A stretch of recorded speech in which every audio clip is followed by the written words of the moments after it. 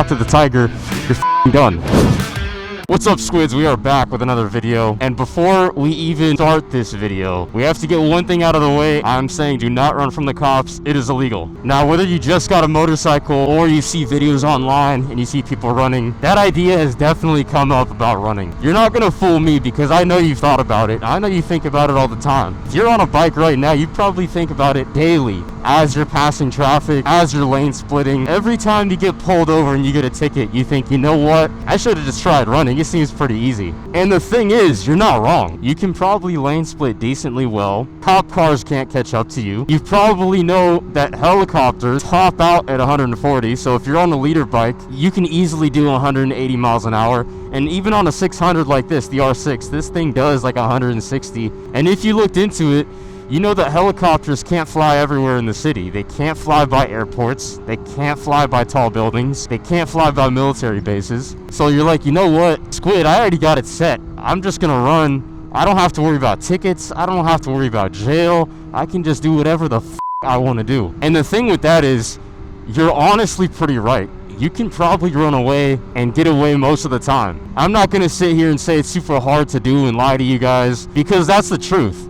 But that's not where the problems lie. When you run from cops, the problem starts when you start thinking it's easy and you start doing it all the time. You'll probably get away one time. You'll probably get away 5 times. You can probably do it a month straight and get away every single time. The thing with running from cops, though, is sooner or later, you're gonna get caught. You're gonna mess up. There's gonna be a situation that you didn't expect. In the best case scenario, you get caught. In the worst case scenario, you're riding out of your skill level, and you crash, and you die. You succeeded in not getting arrested, but you're dead, so no more riding for you. I bring that point up to say that it only takes one time for you to crash, for you to get caught, and then you're done. And what people don't realize is when you're running from cops, you're forced into an all or nothing scenario. Normally, if you decide to ride fast, you'll ride fast for a little bit, and there's not really any pressure. You ride down, you speed down the highway, whatever. And then whenever you feel like not riding fast anymore, you can just cruise. When you're actively running away, you don't have that luxury to just pause and relax and cruise for a little bit. No matter what the conditions are, no matter what's going on, you just have to keep going if that's what you started doing. Number one, it's illegal. Number two, it's gonna end up really bad. Now, me personally, I've never ran from the cops, but I've had very vivid dreams. In one dream, for example, I was riding down, I was over near downtown, and I had a backpack with me. And we're riding around, we're having a good time, and we're all the way in the right lane, fully tucked, and we're zooming, going the speed limit. There's a cop all the way on the left side. He's definitely going a lot slower than the speed limit. We fly past. I don't know why he was going so slow, but we fly past. I look back in the mirror, I'm looking around, I'm trying to see what's going on, and his lights come on like that. 3 seconds later, he didn't even change lanes, nothing else happened. He turns his lights off and doesn't even try. Now, like I said, not a real story, not true at all. But the thing is, especially in California, cops might not even try to chase you. It might be so easy for you, you might get away. But it only takes one time for you to f*** up and to end up in a tree. A dream I had a while back, probably about a year ago, and I'm coming from the north part of San Diego, going down to the middle, a little bit more central. It's 2, 3 in the morning, there's no one on the road, I'm cruising at the speed limit. Very nice, comfortable speed. I get off at my exit, I take the off-ramp, and the way the off-ramp gets off is there's an intersection once the off-ramp is done. So I look both ways before I keep going towards where I'm going. And as I do that, you can still see the freeway from where I'm sitting at this intersection, and I see a cop flying, doing at least 120 with the lights on. Do I know for sure he was going after me in this dream? I have no idea for sure, but there was no one else on the road, so I don't know. I bring these dreams up, like I said, even though they're not real, even though they're just dreams, to say that you can easily get away, and it's really not that hard, and you probably will get away. The issue is you're going to start to get away, you're going to gain confidence, and you're going to try to do it more and more. Number one, it's illegal. Number two, it's just a matter of time until eventually something's not right. Now, another thing that I don't think many people think about is how psychologically you will change when you start running from cops. What do I mean by that? When you start running from a cop, you're going to get a huge adrenaline dump. That's going to make you more likely to take risks. That's going to give you way more energy. That's going to make you do things that you normally wouldn't. You're not going to think properly with this huge adrenaline dump. And the thing is, if you've never even thought about the fact that that does happen when you do stuff like that, you're 100% more susceptible to getting this false sense of confidence and running away from cops, and then also going and riding out of your skill level, doing things that you normally wouldn't do. And the thing with that is, when it happens in the moment, unless you're already conscious of it, you're just gonna assume you have the capability right there. You're gonna feel like Superman. You're gonna get all these chemicals pumping. You're gonna get all of this adrenaline released from your brain, and you're gonna feel like you can do whatever. And the thing is, you can't. You can't do whatever. It's just your body trying to tell you that you can.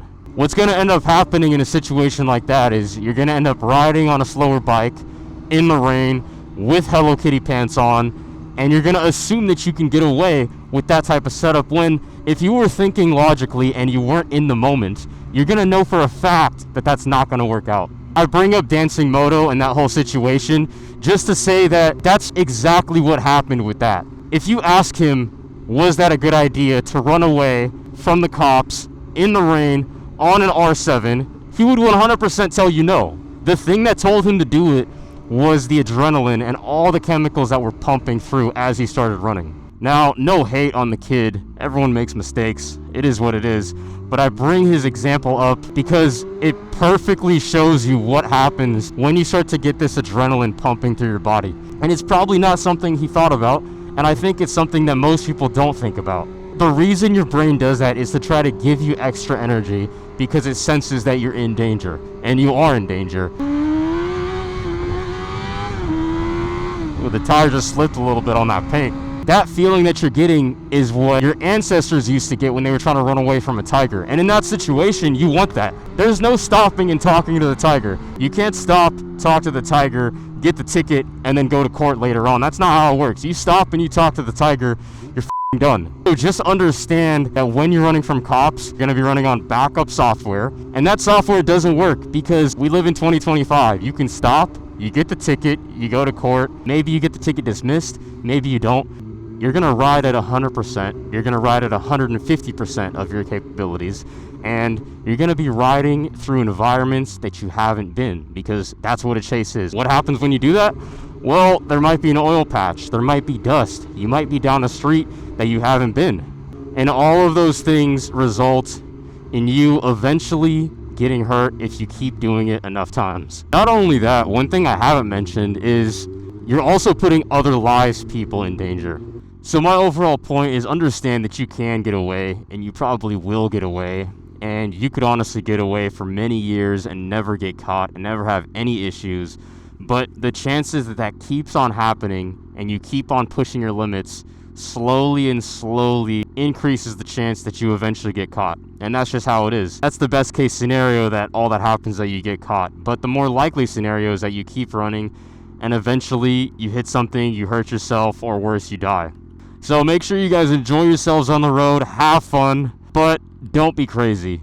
If you guys think I left anything out, if you guys disagree with me, tell me what you think in the comments and I'll respond to whatever you guys have to say. And if you guys enjoyed the video, make sure to like the video. It's completely free. And subscribe to the channel. I'll catch you guys in the next one.